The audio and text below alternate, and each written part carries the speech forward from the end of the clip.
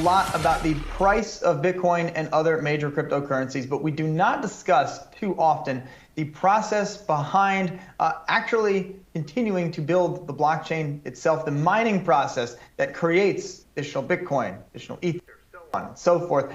Joining us now to talk a little bit more about what the mining space is up to right now, the outlook for miners, and we'll get into some of the environmental concerns as well as Don Vo. He's the CEO at VBIT Technologies. Don, thanks so much for jumping on the show this morning. So let's actually start with what Elon Musk said a few weeks back, and it really started from my vantage point, kind of outside, the crypto space. One of the big internecine fights that I have seen, which is crypto mining environmentally friendly or unfriendly? And as someone who is operating, mining, I guess, outposts, I guess, kind of warehouses of a sort.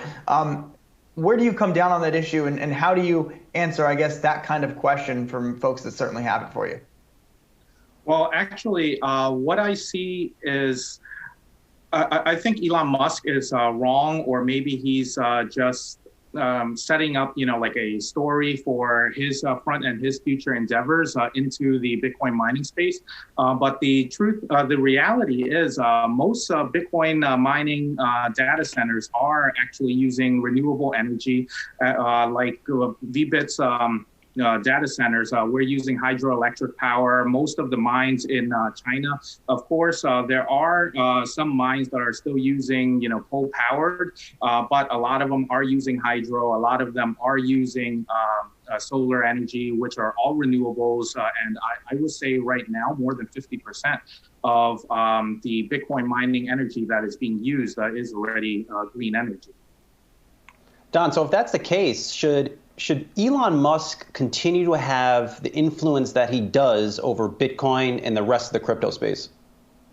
Well, honestly, right now, the crypto space is still a very new industry, so it's very misunderstood by a lot of different people.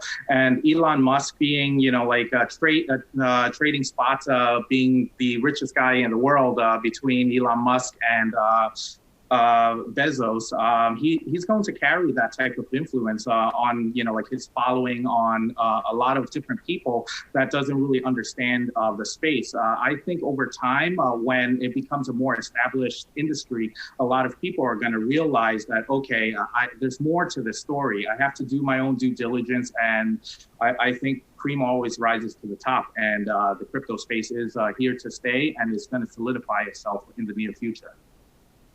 Now, Don, in your world, in the mining world, most of the news in the last couple of weeks has been out of China and their crackdown on some of those mining operations.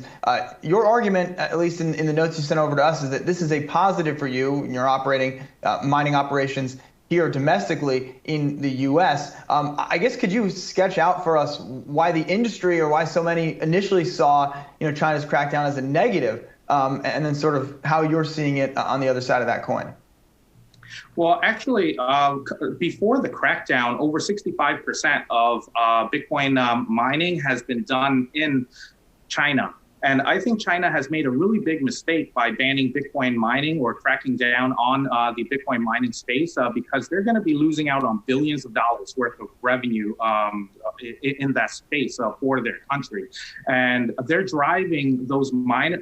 They're not really shutting down the mines. What they're doing is they're just driving those mines into other countries and then giving away those revenues to other countries in forms of job creation for infrastructure building, and also increased profits in the Bitcoin mining space in general. So right now, with the hash rate coming down and decreasing, we're expected to get another over 20% decrease in the mining difficulty level in the next adjustment in a few days here, which means that miners outside of China are going to be making over 20% more on their operations. So I think it's just a really big mistake that China is driving all of this revenue away from their country. And also by driving it away, it's actually helping Bitcoin achieve that democratization, decentralization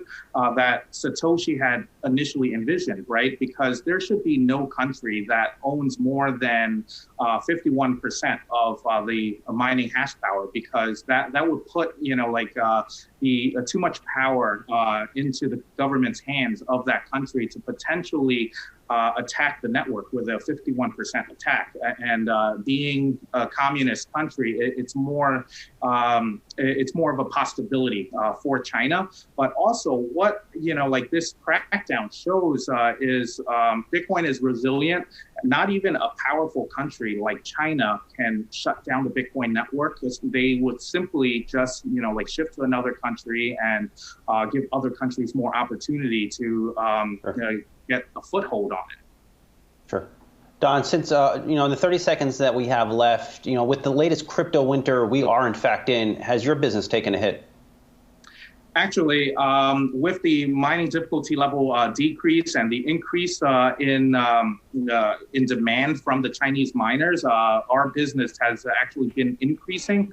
Every single week now, we get at least 5 to 6 calls from Chinese mining groups that are trying to move hundreds of thousands of machines to co-locate with our data centers here in North America. So I see it as a positive for all mining operations outside of China.